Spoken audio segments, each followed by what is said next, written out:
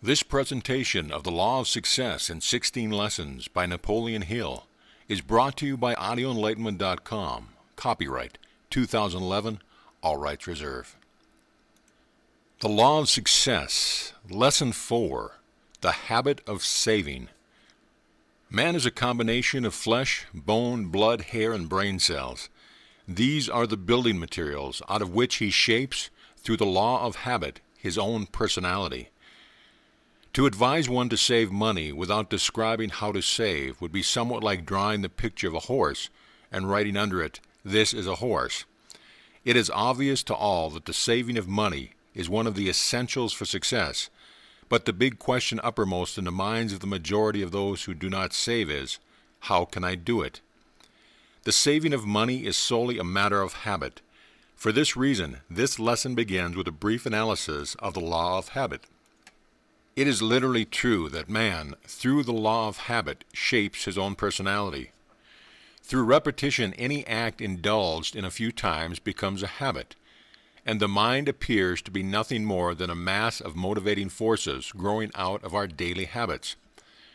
When one fixed in the mind a habit voluntarily impels one to action, for example, follow a given route to your daily work, or to some other place that you frequently visit, and very soon the habit has been formed, and your mind will lead you over the route without thought on your part. Moreover, if you start out with the intention of traveling in another direction, without keeping the thought of the change in routes constantly in mind, you will find yourself following the old route. Public speakers have found that the telling over and over again of a story, which may be based upon pure fiction, brings into play the law of habit, and very soon they forget whether the story is true or not. Walls of limitation built through habit. Millions of people go through life in poverty and want because they have made destructive use of the law of habit. Not understanding either the law of habit or the law of attraction through which like attracts like, those who remain in poverty seldom realize that they are where they are as a result of their own act. Fix in your mind the thought that your ability is limited to a given earning capacity, and you will never earn more than that, because the law of habit will set up a definite limitation of the amount you can earn. Your subconscious mind will accept this limitation, and very soon you will feel yourself slipping, until finally you will become so hedged in by your fear of poverty, which is one of the 6 basic fears, that opportunity will no longer knock at your door. Your doom will be sealed, your fate fixed. Formation of the habit of saving does not mean that you shall limit your earning capacity. It means just the opposite, that you shall apply this law so that it not only conserves that which you earn in a systematic manner, but it also places you in the way of a greater opportunity and gives you the vision, the self-confidence, the imagination, the enthusiasm, the initiative and leadership actually to increase your earning capacity. Stating this great law in another way, when you thoroughly understand the law of habit, you may ensure yourself success in the great game of money-making by playing both ends of that game against the middle. You proceed in this manner. First, through the law of definite chief aim, you set up in your mind an accurate, definite description of that which you want, including the amount of money you intend to earn. Your subconscious mind takes over this picture which you have created and uses it as a blueprint, chart, or map by which to mold your thoughts and actions into practical plans for attaining the object of your chief aim or purpose. Through the law of habit, you keep the object of your definite chief aim fixed in your mind, in the manner described in Lesson 2, until it becomes firmly and permanently implanted there. This practice will destroy the poverty conscious and set up in its place a prosperity consciousness. You will actually begin to demand prosperity. You will begin to expect it. You will begin to prepare yourself to receive it and to use it wisely, thus paving the way or setting the stage for the development of the habit of saving. Secondly, Having in this manner increased your earning power, you will make further use of the law of habit by provision in your written statement of your chief definite aim for saving a definite proportion of all the money you earn. Therefore, as your earning increases, your savings will, likewise, increase in proportion. By ever urging yourself on and demanding of yourself increased earning power on the one hand, and by systematically laying aside a definite amount of all your earnings on the other hand, you will soon reach the point at which you have removed all imaginary limitations from your own mind, and you will then be well started on the road towards financial independence. Nothing could be more practical or more easily accomplished than this. Reverse the operation of the law of habit by setting up in your mind the fear of poverty, and very soon this fear will reduce your earning capacity until you will be barely able to earn sufficient money to take care of your actual necessities. The publishers of newspapers could create a panic in a week's time by filling their columns with news items concerning the actual business failures of the country. Despite the fact that but few businesses compared to the total number in existence actually failed. The so-called crime waves are very largely the products of sensational journalism. A single murder case, when exploited by the headlines of the country through scare headlines, is sufficient to start a regular wave of similar crimes in various localities. Following the repetition in the daily papers of the Hickman murder story, similar cases began to be reported from other parts of the country. We are the victims of our habits, no matter who we are or what may be our life calling. Any idea that is deliberately fixed in the mind, or any idea that is permitted to sit itself in the mind as a result of suggestion, environment, the influence of associates, etc., is sure to cause us to indulge in acts which conform to the nature of the idea. Form the habit of thinking and talking of prosperity and abundance, and very soon material evidence of these will begin to manifest itself in the nature of wider opportunity and new and unexpected opportunity. Like attracts like. If you are in business and have formed the habit of talking and thinking about business being bad, business will be bad. One pessimist, providing he is permitted to continue his destructive influence long enough, can destroy the work of a half a dozen competent men. And he will do it by setting adrift in the minds of his associates the thought of poverty and failure. Don't be this type of man or woman. One of the most successful bankers in the state of Illinois has this sign hanging in his private office. We talk and think only of abundance here. If you have a tale of woe, please keep it, as we do not want it. No business firm wants the services of a pessimist, and those who understand the law of attraction and the law of habit will no more tolerate the pessimist than they would permit a burglar to roam around their place of business, for the reason that one such person will destroy the usefulness of those around him. In tens of thousands of homes, the general topic of conversation is poverty and want, and that is just what they are getting. They think of poverty, they talk of poverty, they accept poverty as their lot in life. They reason that because their ancestors were poor before them, they also must remain poor. The poverty consciousness is formed as the result of the habit of thinking of and fearing poverty. Lo, the thing I feared has come upon me. The slavery of debt. Debt is a merciless master, a fatal enemy of the saving habit. Poverty alone is sufficient to kill off ambition, destroy self-confidence, and destroy hope. But add to it the burden of debt, and all who are victims of these two cruel taskmasters are practically doomed to failure. No man can do his best work, no man can express himself in terms that command respect. No man can either create or carry out a definite purpose in life with heavy debt hanging over his head. The man who is bound in the slavery of debt is just as helpless as the slave who is bound by ignorance or by actual chains. The author has a very close friend whose income is $1,000 a month. His wife loves society and tries to make a $20,000 showing on a $12,000 income, with the result that this poor fella is usually about $8,000 in debt. Every member of his family has the spending habit, having acquired this from the mother. The children, 2 girls and 1 boy, are now at the age when they are thinking of going to college.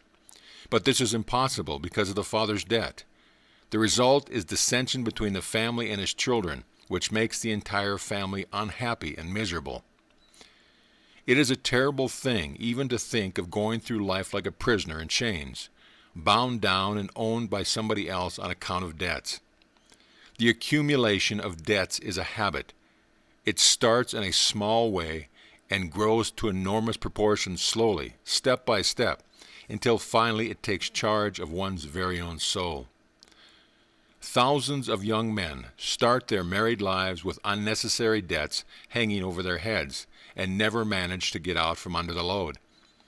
After the novelty of marriage begins to wear off, as it usually does, the married couple begin to feel the embarrassment of want, and this feeling grows until it leads oftentimes to open dissatisfaction with one another, and eventually to the divorce court. A man who is bound by the slavery of debt has no time or inclination to set up or work out ideals, with the result that he drifts downward with time, until he eventually begins to set up limitations in his own mind. And by these he hedges himself behind prison walls of fear and doubt from which he can never escape. No sacrifice is too great to avoid the misery of debt. Think of what you owe yourself and those who are dependent upon you, and resolve to be no man's debtor, is the advice of one very successful man whose early chances were destroyed by debt. This man came to himself soon enough to throw off the habit of buying that which he did not need, and eventually worked his way out of slavery. Most men who develop the habit of debt will not be so fortunate as to come to their senses in time to save themselves. Because debt is something like quicksand, in that it has a tendency to draw its victim deeper and deeper into the mire. The fear of poverty is one of the most destructive of the 6 basic fears described in Lesson 3. The man who becomes hopelessly in debt is seized with this poverty fear. His ambition and self-confidence become paralyzed, and he sinks gradually into oblivion. There are 2 classes of debts, and these are so different in nature that they deserve to be here described as follows. 1. There are debts incurred for luxuries which become a dead loss. 2. There are debts incurred in the course of professional or business trading which represent service or merchandise that can be converted back into assets. The first class of debts is the one to be avoided. The second class may be indulged in, providing the one incurring the debts uses judgment and does not go beyond the bounds of reasonable limitation.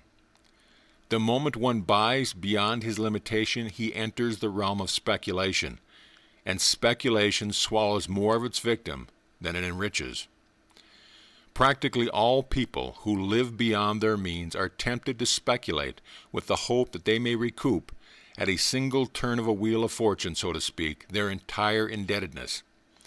The wheel generally stops at the wrong place, and far from finding themselves out of debt, some people indulged in speculation are bound more closely as slaves of debt. The fear of poverty breaks down the willpower of its victim, and they then find themselves unable to restore their lost fortunes. And what is still more sad, they lose all ambition to extricate themselves from the slavery of debt. Hardly a day passes that one may not see an account in a newspaper of at least one suicide as the result of worry over debts. The slavery of debt causes more suicides every year than all other causes combined, which is a slight indication of the cruelty of the poverty fear. During the war, millions of men faced the front-line trenches without flinching, knowing that death might overtake them at any moment. Those same men, when facing the fear of poverty, often cringe and out of sheer desperation which paralyzes their reason, sometimes commit suicide. The person who is free from debt may whip poverty and achieve outstanding financial success, But if he is bound by debt, such achievement is but a remote possibility and never a probability. Fear of poverty is a negative, destructive state of mind. Moreover, one negative state of mind has a tendency to attract other similar states of mind. For example, the fear of poverty may attract the fear of ill health, and these two may attract the fear of old age, so that the victim finds himself poverty-stricken, in ill health, and actually growing old long before the time when he should begin to show the signs of old age. Millions of untimely, nameless graves have been filled by this cruel state of mind known as the fear of poverty. Less than a dozen years ago, a young man held a responsible position with the City National Bank of New York. Through living beyond his income, he contracted a large amount of debts, which caused him to worry until this destructive habit began to show up in his work and he was dismissed from the bank's service. He secured another position at less money, but his creditors embarrassed him so that he decided to resign and go away into another city, where he hoped to escape them until he had accumulated enough money to pay off his indebtedness. Creditors have a way of tracing debtors, so very soon they were close on his heels of this young man, whose employer found out about his indebtedness and dismissed him from his position. He then searched in vain for employment for 2 months. One cold night he went to the top of one of the tall buildings on Broadway and jumped off. Debt again had claimed another victim. How to master the fear of poverty? To whip the fear of poverty, one must take 2 very definite steps. Providing one is in debt, first quit the habit of buying on credit, and follow this by gradually paying off the debts that you have already incurred. Being free from the worry of indebtedness, you are ready to revamp the habits of your mind and redirect your course towards prosperity. Adopt as a part of your definite chief aim the habit of saving a regular proportion of your income, even if this be more than a penny a day. Very soon this habit will begin to lay hold of your mind, and you will actually get joy out of saving. Any habit may be discontinued by building in its place some other and more desirable habit.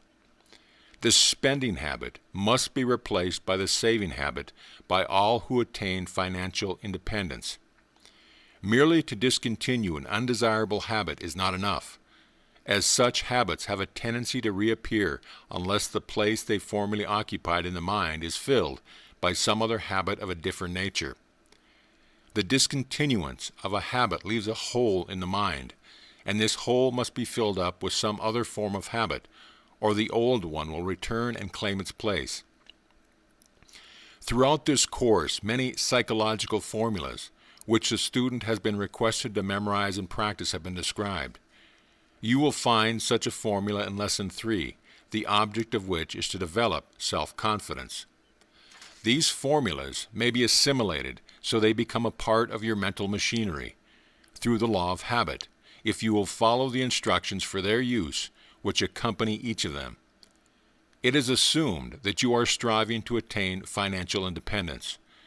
The accumulation of money is not difficult after you have once mastered the fear of poverty and developed in its place the habit of saving. The author of this course would be greatly disappointed to know that any student of the course got the impression from anything in this or any of the other lessons that success is measured by dollars alone. However, money does represent an important factor in success, and it must be given its proper value in any philosophy intended to help people in becoming useful, happy, and prosperous.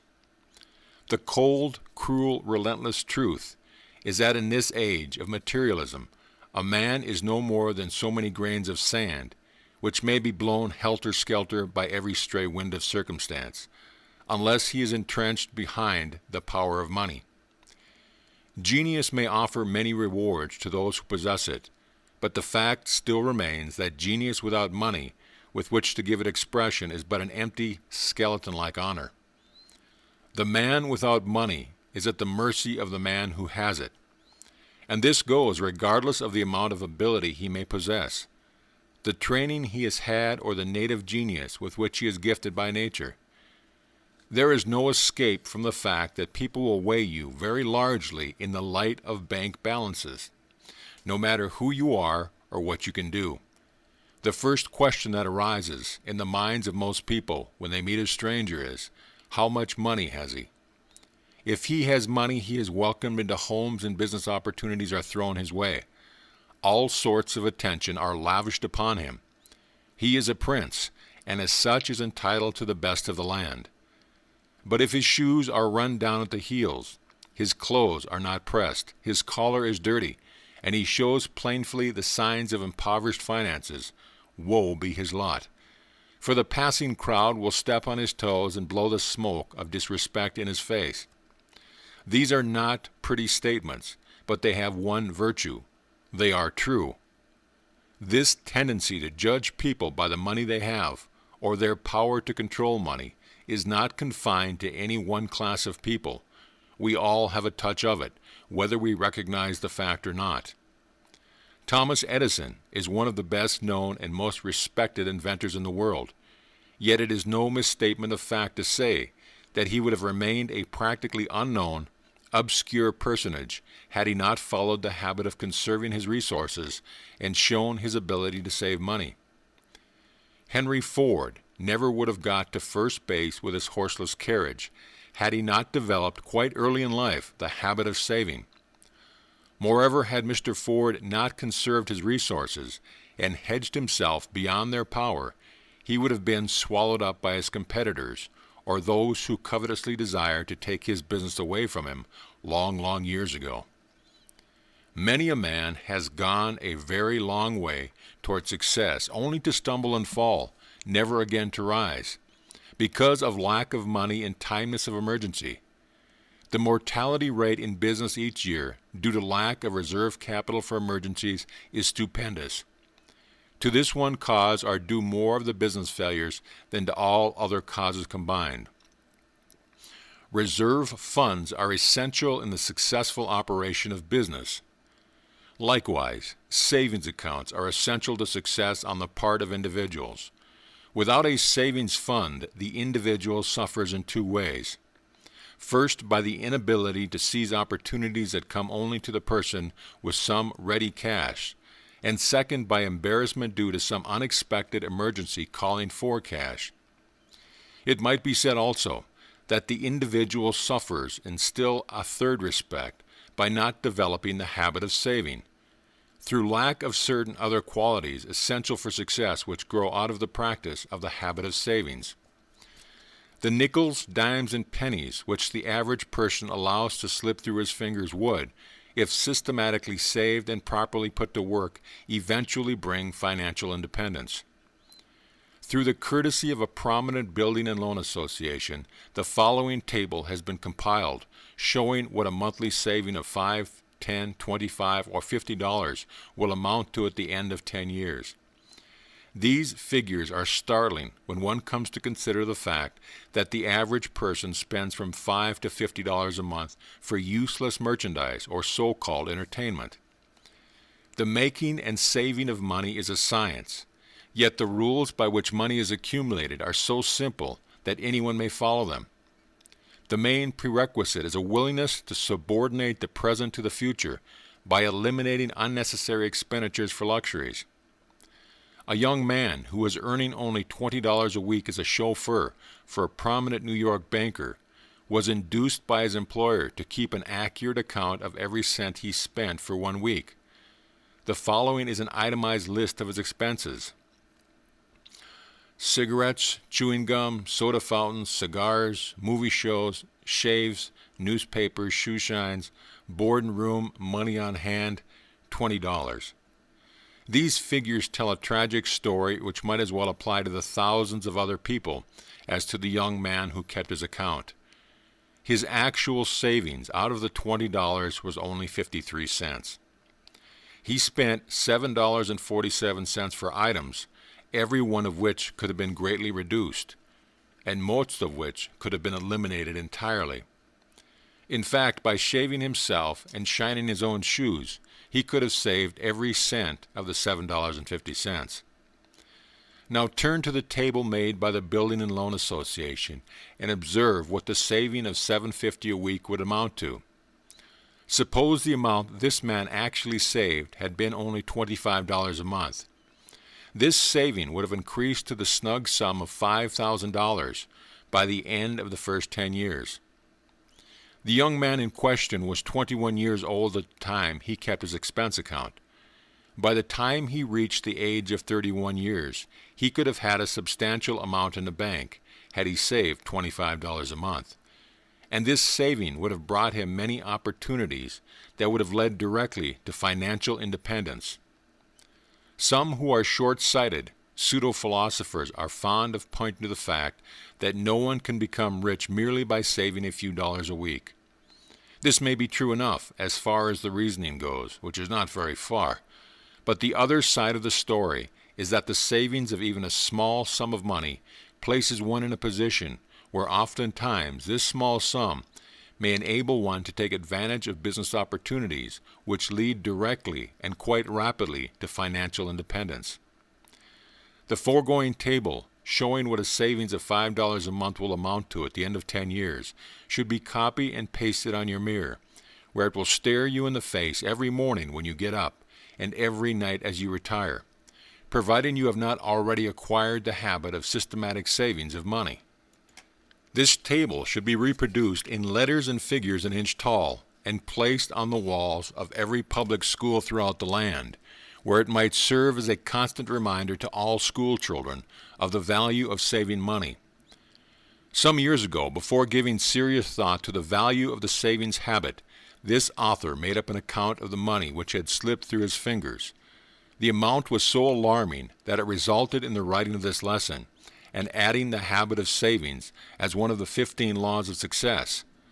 Following is an itemized statement of the account. Over the period of time, he had spent over $47,000 on extras and sundries. This amount, had it been saved and invested as received in Building and Loan Association, or in some other manner that would have earned compound interest, would have grown into the sum of $94,000 at the time this lesson is being written. The author is not a victim of any of the usual habits of dissipation, such as gambling, drinking, and excessive entertaining.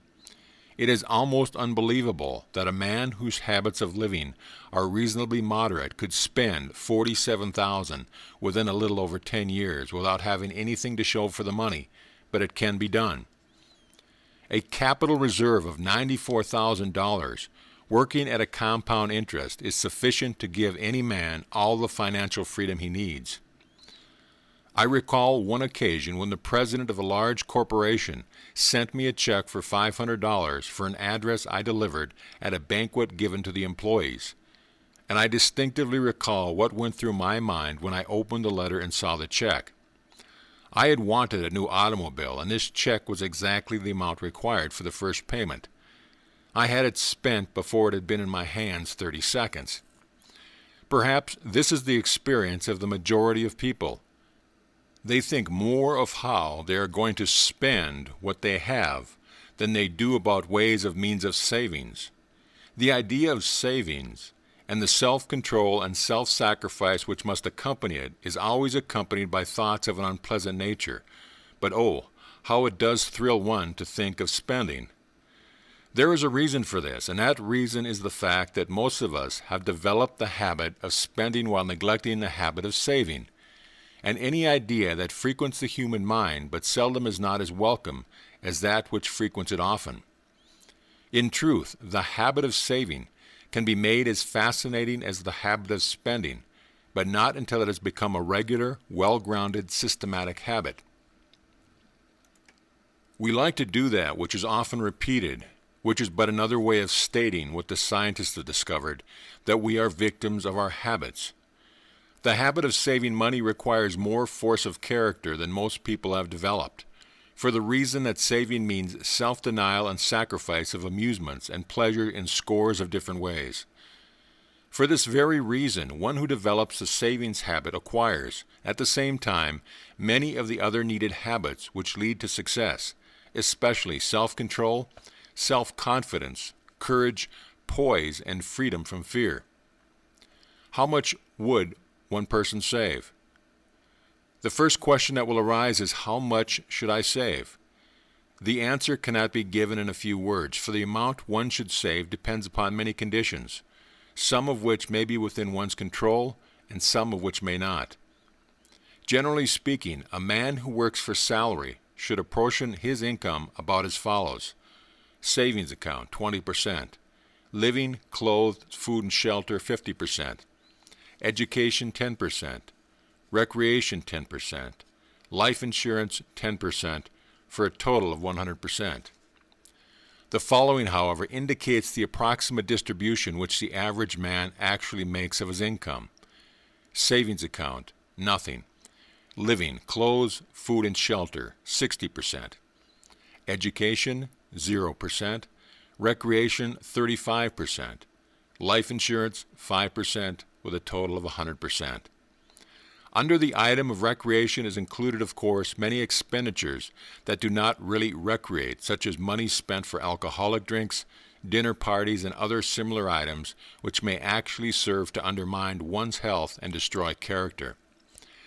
An experienced analyst of men has stated that he could tell very accurately by examining a man's monthly budget what sort of life the man is living. Moreover, that he will get most of his information from the one item of recreation. This, then, is an item to be watched as carefully as the greenhouse keeper watches the thermometer, which controls the life and death of his plants. Those who keep budget accounts often include an item called entertainment, which in a majority of cases turns out to be an evil because it depletes the income heavily, and when carried to excess depletes also the health. We are living right now in an age when the item of entertainment is altogether too high in most budget allowances.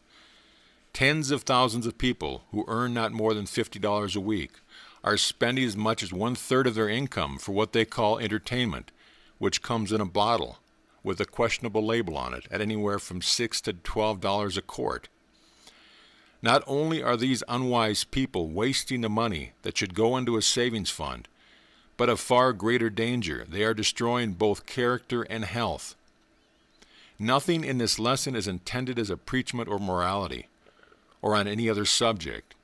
We are here dealing with cold facts, which to a large extent constitute the building materials out of which success may be created. However, this is an appropriate place to state some facts, which have such a direct bearing on the subject of achieving success that they cannot be omitted without weakening this entire course in general, and this lesson in particular. The author of this course is not a reformer. Neither is he a preacher on morals, as his field of useful endeavor is quite well covered by others who are able workers. What is here stated, therefore, is intended as a necessary part of the course of philosophy, whose purpose is to mark a safe road over which one may travel to honorable achievement.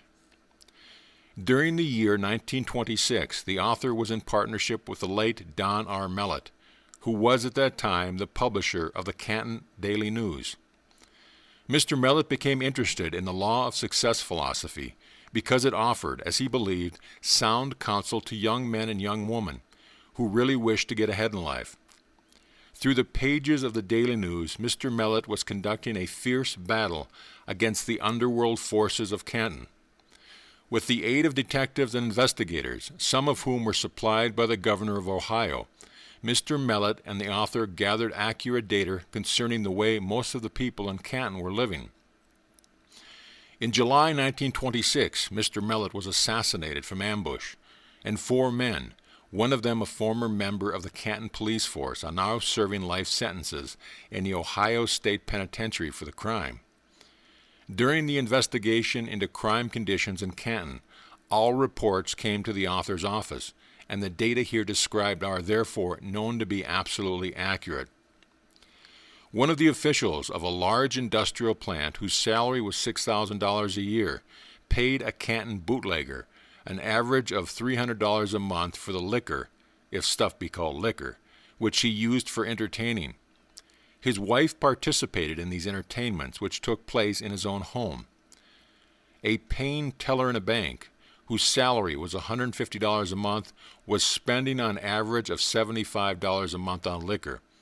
And in addition to this unpardonable waste of money, out of the salary which is none too great at most, he was traveling at a pace and with a crowd which meant ruin for him later on. The superintendent of a large manufacturing plant, whose salary was $5,000 a year, and should have been able to save at least $125 a month, was actually saving nothing. His bootlegger's bill averaged $150 a month. A policeman whose income was $160 a month was spending over $400 a month on dinner parties at a nearby roadhouse. Where he got the difference between his legitimate income and his actual expenditures is a question that reflects no particular credit on the policeman. A bank official whose income, as near as it could be estimated from his previous year's income tax reports, was about $8,000 a year, had a monthly bootlegger bill of more than $500 during the 3 months that his activities were checked by Mellett's investigators. A young man who worked in a department store at a salary of $20 a week was spending on average of $35 a week with one bootlegger. The assumption was that he was stealing the difference from his employer. Old man trouble awaited this young man just around the corner, although it is not known by the author whether or not the two have come together as yet. A salesman for a life insurance company, whose income was not known because he worked on a commission basis, was spending on average of $200 a month with one bootlegger. No record of any savings account was found, and the assumption is that he had none. This assumption was later confirmed when the company for which the young man worked had him arrested for embezzlement of its funds. No doubt he was spending the money which he should have been turned into the company. He is now serving a long sentence in the Ohio State Penitentiary. A young lad who was attending high school was spending large sums for liquor. The actual amount was not obtainable for the reason that he paid cash as he got the liquor, and the bootlegger's records did not therefore disclose the actual amount.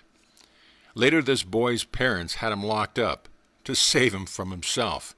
It was found that he was stealing money from a savings fund kept by his mother, somewhere about the house. He had stolen and spent more than $300 of this money when discovered.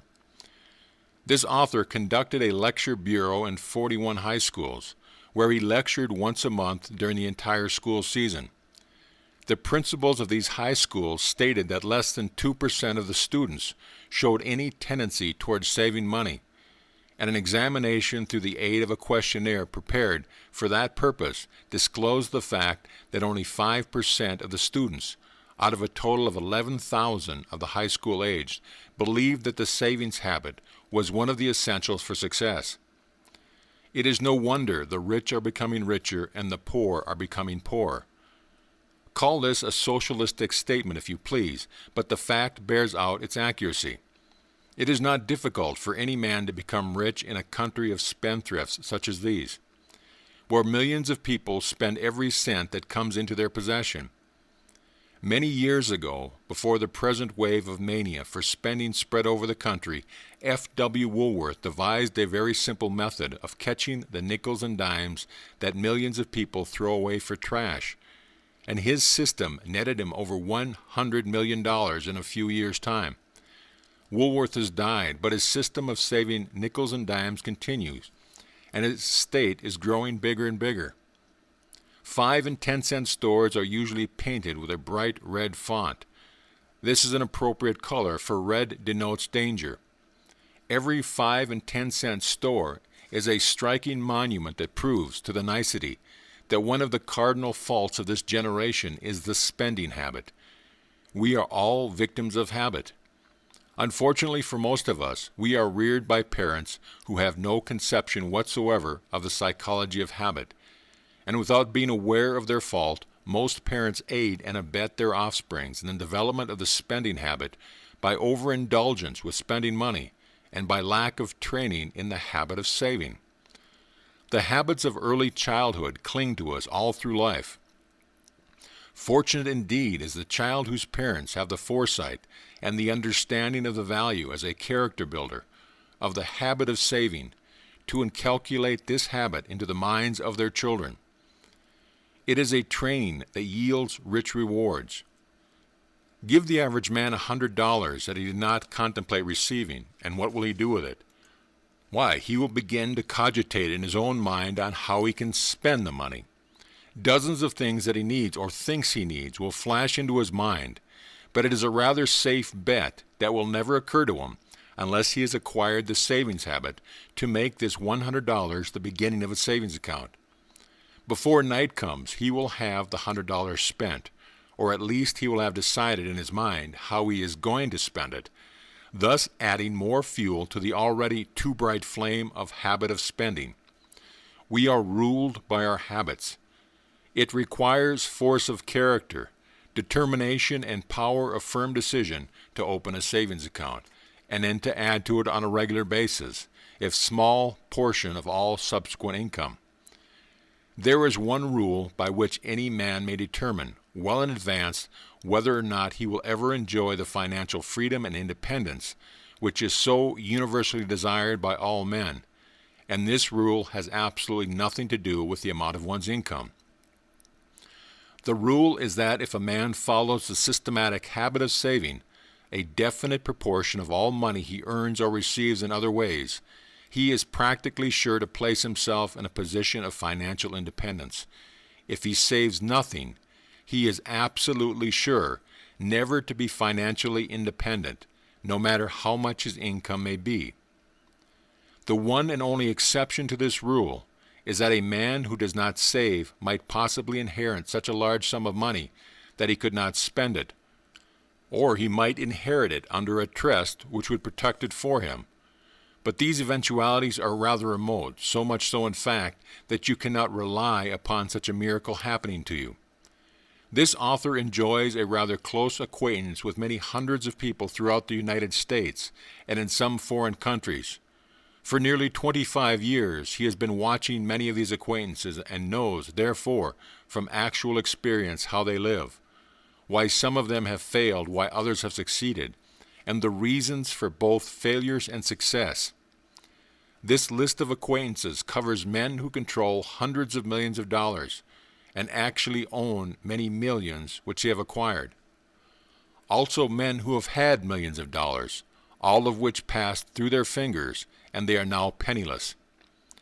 For the purpose of showing the student of this philosophy just how the law of habit becomes a sort of pivotal point on which success or failure turns, and exactly why no man can become financially independent without developing the habit of systematic savings, the living habits of some of these many acquaintances will be described. We will begin with a complete history, in his own words, of a man who has made $1 million in the field of advertising, but who now has nothing to show for his effort. This story first appeared in the American magazine, and it is here reprinted through the courtesy of the publishers of that publication. The story is true in every respect, and it has been included as a part of this lesson because the author of the story, Mr. W.C. Freeman, is willing to have his mistakes made public with the hope that others may avoid them. I have made $1 million, but I haven't got a cent. While it is embarrassing, yes, humiliating publicly to confess to an outstanding fault that has made a good deal of a mess of my life today, nevertheless I have decided to make this confession for the good it may do. I am going to make a clean breast of how I let slip through my fingers all the money I have earned thus far in my lifetime, which approximates $1 million. This amount I made through my work in the field of advertising, except a few $1,000s I earned up to 25 years of age by teaching in country schools and by writing newsletters to some country weeklies and daily newspapers. Maybe one lone million does not seem a lot of money in these days of many millions and even billions, but it is a big sum of money just the same.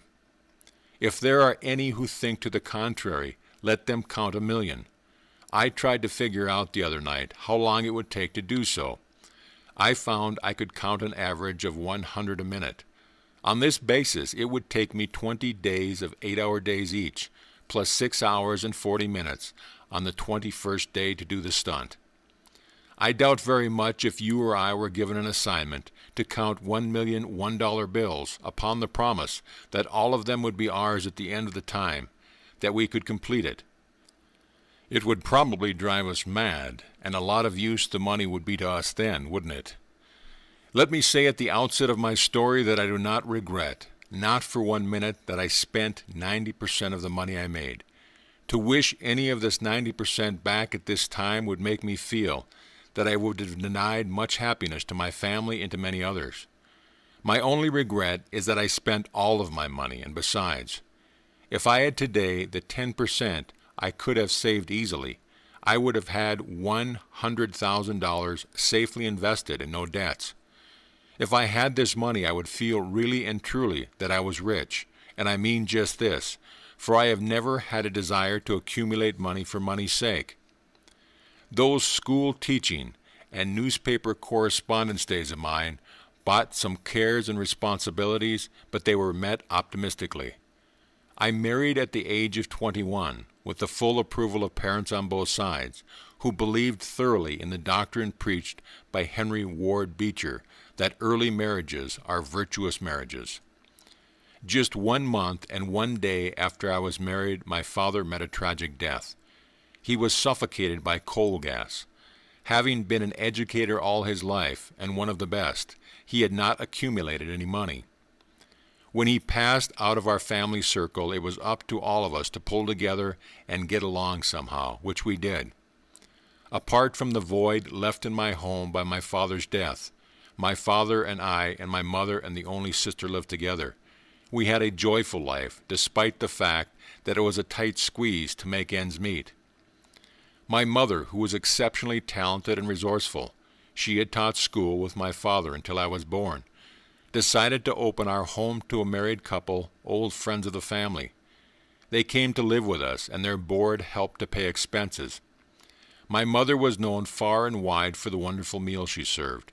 Later on, 2 well-to-do women, friends of the family, were taken into our home, thus increasing our revenue. My sister helped very substantially by teaching a kindergarten class, which met in the big living room of our home. My wife contributed her share to the household by taking charge of the sewing and mending. Those were very happy days. Nobody in the household was extravagant or had any extravagant tendencies, except perhaps myself, for I always inclined to be free with money. I liked to make gifts to the family and to entertain friends. When the first baby came into our home, a boy, we all thought heaven had opened its doors to us. My wife's parents, who took the keenest and deepest interest in our affairs, and who were always ready to lend a helping hand, were equally happy over the coming of their first grandchild. My brother-in-law, much older than my wife and a bachelor, could not understand at first the joy we all felt, but even he began to strut around like a proud peacock after a while. What a difference a baby makes in a home. I am injecting these details into my story merely to emphasize how the early days of my life were lived. I had no opportunity to spend much money, and yet I had as much happiness in those days as I have ever had since. The strange thing about it all is that the experience of those days did not teach me the value of money. If anybody ever had a practical lesson to guide him in his future, I certainly had it. But let me tell you how this early experience affected me. The birth of my son inspired me to do something that would make more money than I was getting at teaching school and in writing for newspapers.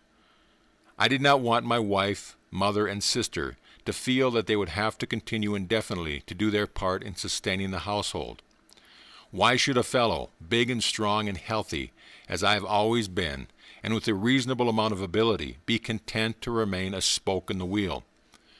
Why shouldn't I be the whole wheel, as far as providing for the family was concerned? Following my desire to make more money, I took on the selling of books in addition to teaching and writing for some newspapers. This earned for me quite a little extra money. Finally, I gave up teaching and concentrated on selling books and writing for the newspapers. My book selling took me to Bridgeton, New Jersey. It was here that I got my first real start in big money. I had to be away from home a great deal to do this work, but the sacrifice was worthwhile. I earned enough money in a few weeks to send more money home than I had contributed to the household in any year from my school teaching and the newspaper correspondence. After combing the territory in the Bridgestone zone, I became interested in a newspaper in that city, the Morning Star. It seemed to me that the editor and publisher of this paper needed a helper. I called on him and told him so. He said, "Heavens, young man, how can I hire you? I am not earning enough money to pay my own living." "That's just it," said I. "I believe together we can make the Star a success. I'll tell you what I'll do. I'll work for you for 1 week for $1 a day. At the end of the week, if I have made good, I'll expect you to pay me $3 a day for the second week. And then, if I continue to do well, I'll expect you to pay me $6 a day for the third week. And we'll continue from there until the paper makes enough money to pay me $50 a week." The owner agreed to my proposition. At the end of 2 months, I was being paid $50 a week, which in those days was considered a big salary. I began to feel that I was well on my way toward making money, but all I wanted was to make my family more comfortable. $50 a week was just 4 times as much as I had made teaching school. My job on the Star embraced editorial writing, not very brilliant, reporting, just ordinary, the writing and selling of advertisements, fairly successful, proofreading, bill collecting, and so forth. It kept me humping 6 days a week, but I could stand it, for I was strong and healthy, and besides, the work was very interesting. I also contributed correspondence to the New York Sun, Philadelphia Record, and the Trenton Times, which brought me in an average of $150 a month, for this was a good news territory. I learned a lesson on the Star which eventually shaped the course of my life. I found out that there is a great deal more money to be earned by selling advertising than in writing for them. Advertising brings grist to the mill. I put over one advertising stunt on the Star, a write-up on the South Jersey oyster industry, paid for by the oystermen, that brought in $3,000 cash, which the publisher divided with me 50-50. I had never seen so much money at one time in all my life. Think of it, $1,500, 25% more than I had made in 2 years of school teaching and odd tasks. Did I save this money or any part of it? I did not. What was the use? I could do so much with it to make my wife, boy, mother, and sister happy that I let it go far easier than I had made it. But would it not have been a fine thing if I had put this money away for a rainy day? My work in Bridgestone attracted the attention of Sam Hudson, New Jersey correspondent of the Philadelphia Record, who was a shining example of that type of newspaper man whose greatest pleasure in life is doing things for others. Sam told me that it was time for me to get located in a big city. He thought I had it in me to make good. He said he would get me a job in Philadelphia. He did, and I moved with my wife and baby to Germantown. I was given charge of the advertising department of the Germantown Gazette, a weekly newspaper.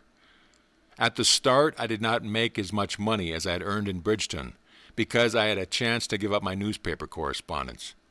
The news for this section was covered by other correspondents, but very soon I was making 25% more money. The Gazette increased its size 3 times to accommodate its advertising, and each time I received a very substantial increase in salary. In addition to this, I was given a job to gather social news for the Sunday edition of the Philadelphia Press. Bradford Merrill, managing editor of that newspaper, now a very important New York newspaper executive, assigned me a big territory to cover. This kept me busy every night in the week except Saturdays. I was paid $5 a column, but I averaged 7 columns every Sunday, which made me $35 a week extra. It was more money for me to spend, and I spent it. I did not know anything about budgeting my expenses. I just let it go as it came. I did not have time, or thought I hadn't, to watch my step in spending. A year later, I was invited to join the advertising staff of the Philadelphia Press, a big opportunity for a young man, for I got wonderful training under the management of William McLean, now the owner of the Philadelphia Evening Bulletin. I still retained my job as gatherer of social news, so my income was just about the same as that I'd been working in Germantown.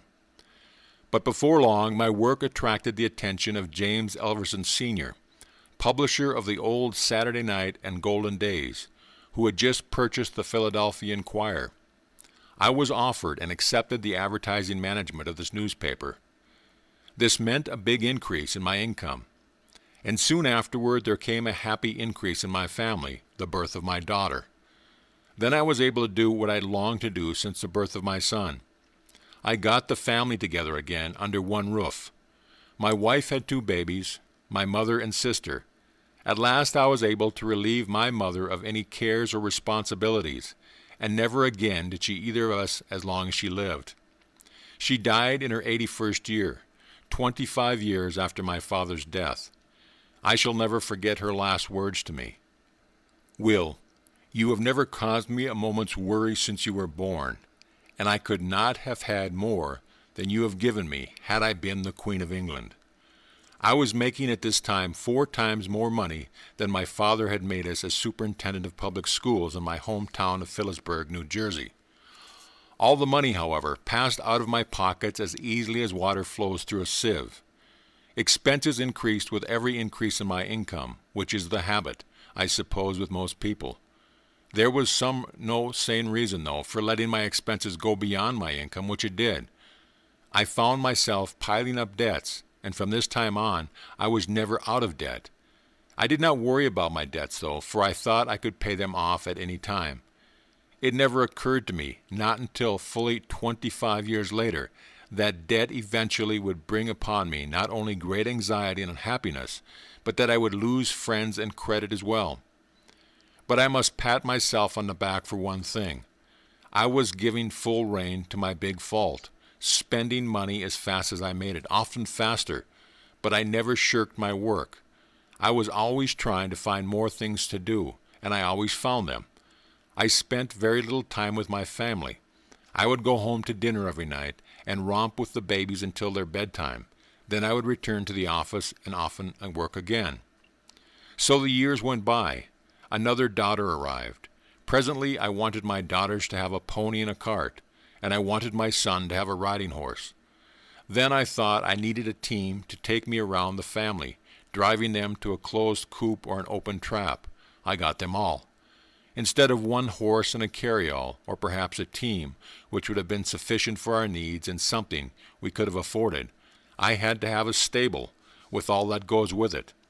This outfit cost me nearly 1/4 of my annual income. Then I took up golf. This was in my 41st year. I went on my play the same as I went on my work, put my whole heart into it. I learned to play pretty well. My son and elder daughter played with me, and they learned to play well too. It was necessary that my younger daughter should spend the winter in the South and summers in the Adirondacks. But instead of her mother going with her alone, I felt it would be fine if the son and other daughter went along with them. This arrangement was carried out.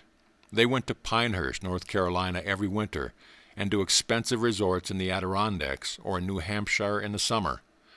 All this took a great deal of money. My son and elder daughter were keen about golf and spent a lot of money on it. I also dispersed quite a little on golf courses around New York. Between the 3 of us, we won 80 prizes, most of which are now in storage. I sat down one day and calculated what these prizes had cost me. I discovered that each trophy had cost $250, or a total of $45,000 over the period of 15 years, an average of $3,000 a year. Ridiculous, wasn't it? I entertained lavishly at my home. Montclair folks thought I was a millionaire. I frequently invited groups of businessmen to have a day of golf at the club, and then to have dinner with me in the eve. They would have been satisfied with a plain home dinner, but no, I must serve them an elaborate affair staged by a famous caterer. These dinners never cost less than $10 a plate, which did not include the money spent for music while they were dining. I had a quartet come to the house. Our dining room comfortably seated 20 people, and it was filled to capacity many times. It was all very lovely, and I was glad to be their host. In fact, I was very happy over it. I never stopped to think how rapidly I was piling up debts. The day came when they began to bother me a lot. I had entertained so many guests at the golf club one month, paying for luncheons, cigars, and green fees, that my bill was $450. This attracted the attention of the directors of the club, who were all good friends of mine and very much interested in my welfare. They made it their business to tell me that I was spending entirely too much money, and they wished for my sake that I could check my expenses. This gave me a bit of a jolt. It made me think seriously long enough to get rid of my horses and traps, at a big sacrifice, of course. I gave up our home and moved back to the city, but I did not leave any unpaid bills in Montclair. I borrowed the money to pay them. It was always easy for me to get all the money I wanted, despite my well-known financial shortcomings. Here are two sidelights of my experience during my flaring 40s. Besides spending money foolishly and perhaps recklessly, I loaned it with equal abandon. In cleaning out my desk at home before moving to the city, I looked over a package of due bills, the total of which was over $40,000. That was money handed out to just anybody who came along. I tore them all up, but I realized that if I had that money in hand, I wouldn't owe a dollar. One of the prosperous businessmen I had entertained many times, and who in turn had entertained me, said to me, "Billy, I've got to stop going on outings with you. You spend entirely too much money for me. I can't keep up with you." Think of that coming from a man who was making more money than I was. It should have struck home, but it didn't. I went on spending just the same, and I foolishly thinking that I was having a good time and with no thought of the future. This man is now one of the vice presidents of one of New York's greatest financial institutions, and is reported to be worth many millions of dollars. I should have taken his advice. In the fall of 1908, after my disastrous experience of 6 months in another line of business, following my resignation from the Hearst organization, I resumed newspaper work as advertising manager of the New York Evening Mail. I had known Henry Stoddard, editor and owner, back in the Philadelphia days when he was a political correspondent for the press. Despite the fact that I was bothered by debts, I did my best work of my life on the Evening Mail, and made more money during the 5 years I was associated with it than I had ever made before. Moreover, Mr. Stoddard gave me the privilege of syndicating advertising talks, which ran in his papers for 1,000 consecutive publication days, and earned for me more than $55,000. Mr. Stoddard was very generous in many other ways, and frequently paid me special sums of money for doing what he considered unusual things in the way of developing business. During this period, I was so deeply in debt that in order to keep things moving as smoothly as possible, but without retrenching in the slightest way in my expenses, I borrowed money from Peter to pay Paul, and from Paul to pay Peter. That item of $55,000 earned from syndicating advertising talks would have more than paid all my debts and left a nice nest egg besides, but all of it was spent as easily as though I hadn't a care in the world. In 1915, I went on my own in the advertising business. From that time until the spring of 1922, my fees ran into very big figures. I was still making more money than I ever did, and it was spending it just as fast as I made it, until finally my friends got tired of making me loans. If I had shown the slightest inclination to curb my expenses to the extent of only 10%, these wonderful men would have been willing to divide 50-50 with me, letting me pay them 55% of it and save 5%. They did not care so much about the return of the money they had loaned me as they wanted to see me pull myself together. The crash in my affairs came 5 years ago. 2 friends who had stood by me loyally became impatient and told me frankly that I needed a drastic lesson. They gave it to me all right. I was forced into bankruptcy, which nearly broke my heart. I felt that every person I knew was pointing the finger of scorn at me. This was very foolish. While there was comment, it was not at all unfriendly. It was expressive of keen regret that a man who had attained so much prestige in his profession and had earned so much money should be allowing himself to get into financial difficulties. Proud and sensitive to the core, I felt the disgrace of bankruptcy so keenly that I decided to go to Florida, where I had once done a special piece of work for a client. It seemed to me to be the coming El Dorado. I figured that maybe I could make sufficient money in a few years so that I could return to New York, not only with the competency, but with enough to pay all my debts in full. For a time it looked as though I would realize this ambition, but I was caught in the big real estate collapse. So here I am back in the old town where I once had big earning power and hundreds of friends and well-wishers. It has been a strange experience. One thing is certain, I have learned my lesson at last. I feel sure that opportunities will come my way to redeem myself, and that my earning power will be restored once again to me. And when that time comes, I know that I shall be able to live as well as I did before, on 40% of my income. Then I shall divide the remaining 60% into two parts, setting aside 30% to pay my creditors and 30% for insurance and savings. If I allowed myself to feel depressed over my past, or filled my mind with worries, I would not be capable of carrying on the fight to redeem myself. Besides, I would be ungrateful to my Maker for having endowed me with wonderful health all my life. Is there any other greater blessing? I would be ungrateful to the memory of my parents, whose splendid training has kept me anchored pretty safely in moral standards. Slipping from moral moorings is infinitely more serious in the end than slipping from the thrift standard.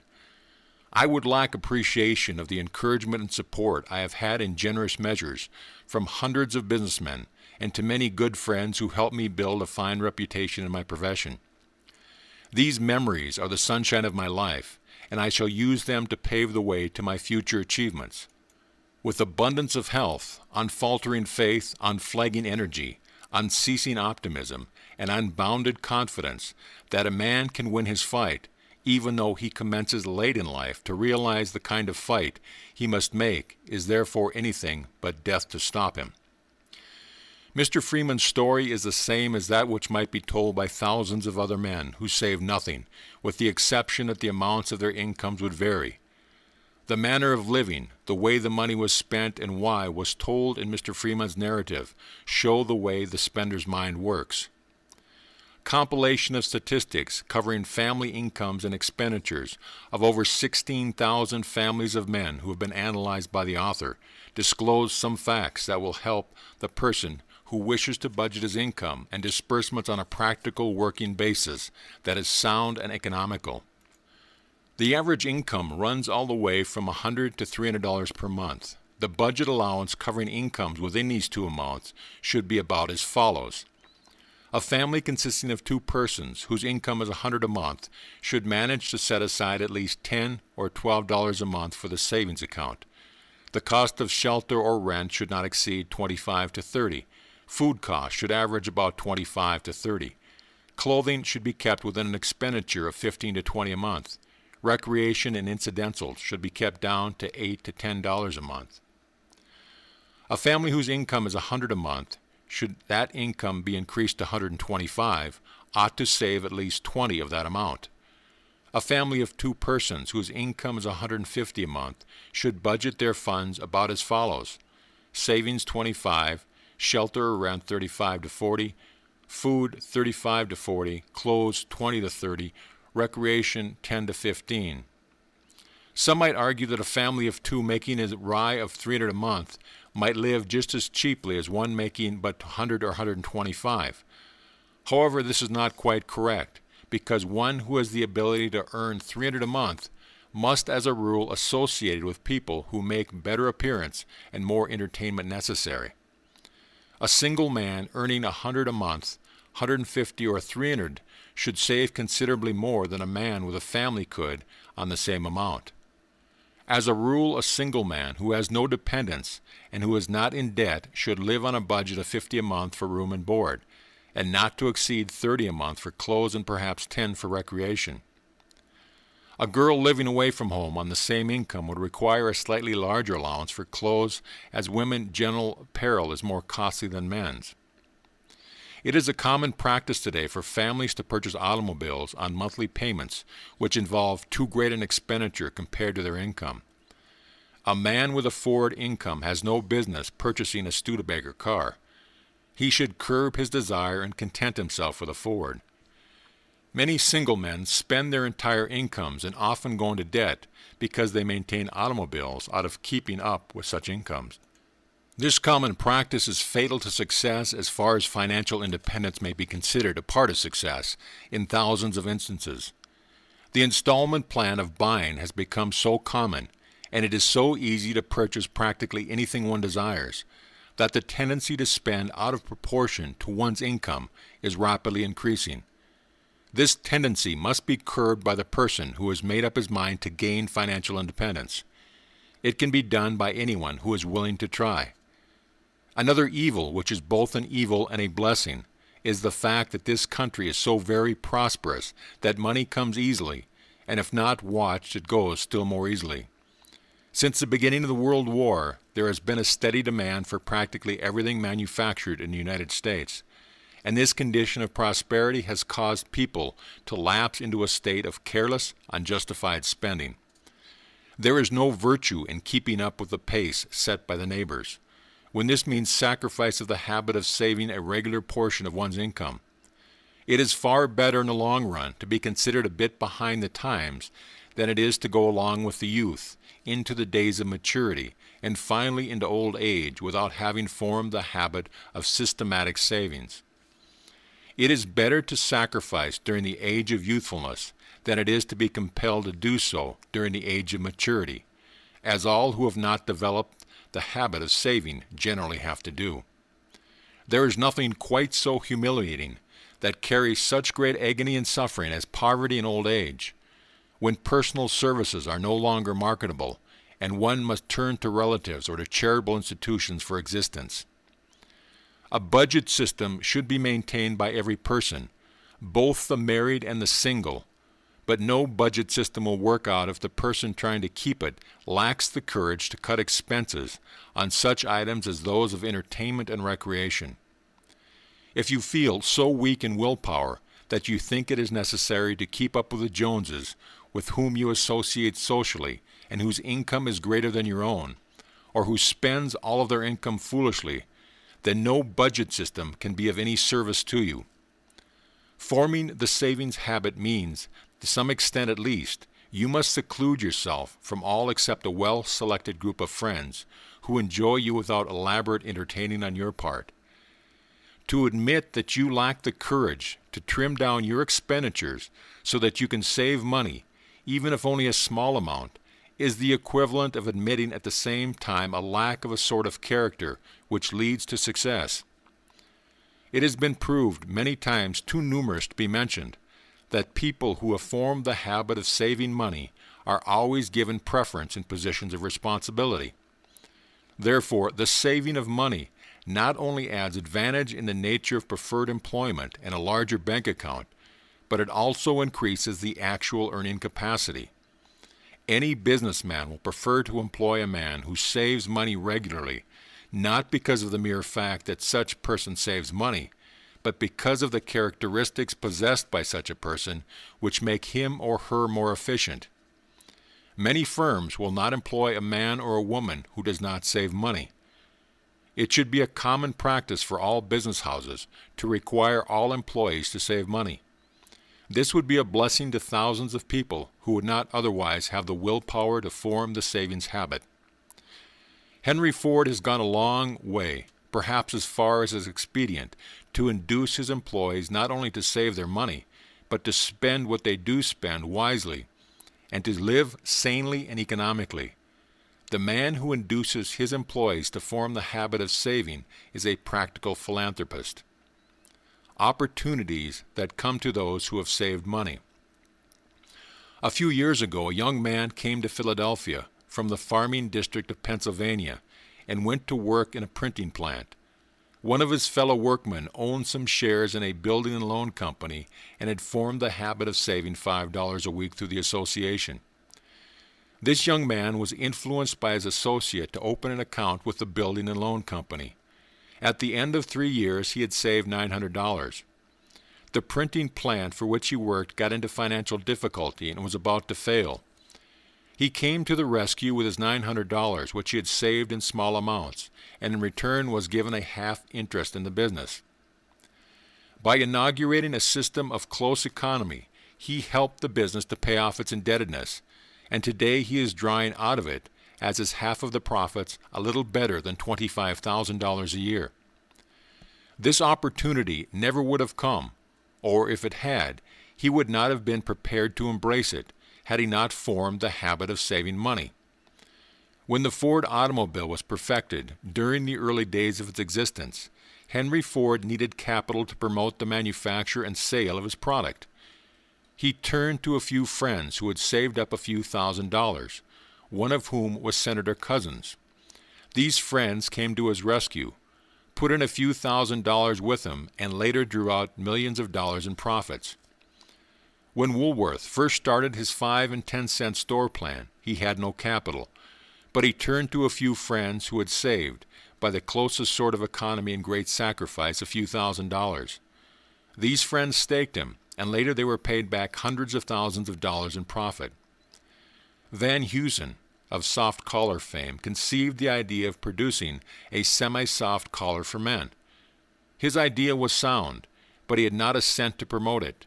He turned to a few friends who had only a few $100s, who gave him a start, and the collar made each of them wealthy. The men who started the El Producto cigar business had but little capital, and what they did have was money that they had saved from their small earnings as cigar makers. They had a good idea and knew how to make a good cigar, but the idea had died a bornin had they not saved a little money. With their meager savings, they launched a cigar, and a few years later they sold out their business to the American Tobacco Company for $8 million. Back of practically every great fortune one may find, as its beginning, a well-developed habit of saving money. John D. Rockefeller was an ordinary bookkeeper. He conceived the idea of developing the oil business, which was then not even considered a business. He needed capital, and because he had developed the habit of saving, and had thereby proved that he could conserve the funds of other people, he had no difficulty in borrowing what money he needed. It may be truthfully stated that the real basis of the Rockefeller fortune is the habit of saving money, which Mr. Rockefeller developed while working as a bookkeeper at a salary of $40 a month. James Hill was a poor young man, working as a telegrapher at a salary of $30 a month.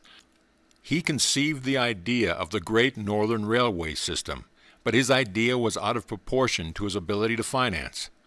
However, he had formed the habit of saving money, and on the meager salary of $30 a month had saved enough to enable him to pay his expenses on a trip to Chicago, where he interested capitalists in financing his plan. The fact that he himself had saved money on a small salary was considered good evidence that he would be a safe man to trust with other people's money. Most businessmen will not trust another man with their money unless he has demonstrated his ability to take care of his own and use it wisely. The test, while it is often embarrassing to those who have not formed the habit of saving, is a very practical one. A young man who worked in a printing plant in the city of Chicago wanted to open a small print shop and go into business for himself. He went to a printing supply house manager and made known his wants, saying he desired credit for a printing press and some type and other small equipment. The first question asked by the manager was, "Have you saved any money of your own?" He had. Out of his salary of $30 a week, he had saved $15 a week regularly for nearly 4 years. He got the credit he wanted. Later on, he got more credit, until today he has built up one of the most successful printing plants in the city of Chicago. His name is George Williams, and he is well known, as is also the facts are started to the author of his course. Many years after this incident, the author of this course became acquainted with Mr. Williams, and at the end of the war in 1918, the author went to Mr. Williams and asked for credit accounting to many thousands of dollars for the purpose of publishing the Golden Rule magazine. The first question asked was, "Have you formed the habit of saving money?" Despite the fact that all the money I had saved was lost in the war, the mere fact that I had actually formed the savings habit was a real basis on which I got credit for upwards of $30,000. There are opportunities on every corner, but they exist only for those who have ready money, or who can command money because they have formed the habit of saving and develop the other characteristics which go with the formation of savings habit, known by the general term of character. The late J.P. Morgan once said he would rather loan $1 million to a man of sound character who had formed the habit of saving money than he would $1,000 to a man without character who is a spendthrift. Generally speaking, this is the attitude which the world takes towards all men who save money. It often happens that a small savings account of no more than a few $100s is sufficient to start one on the highway to financial independence. A few years ago, a young inventor invented a household article which was unique and practical. He was handicapped, as inventors so often are, because he did not have the money to market his invention. Moreover, not having formed the savings habit, he found it impossible to borrow money through banking sources. His roommate was a young machinist who had saved $200. He came to the inventor's aid with a small sum of money and had enough of the articles manufactured to give them a start. They went out and sold from house to house the first supply, then came back and had another supply made up, and so on, until they had accumulated, thanks to the thrift and savings ability of the roommate, a capital of $1,000. With this, plus some credit they secured, they bought the tools for manufacturing their own product. The young machinist sold his half interest in the business 6 years later for $250,000.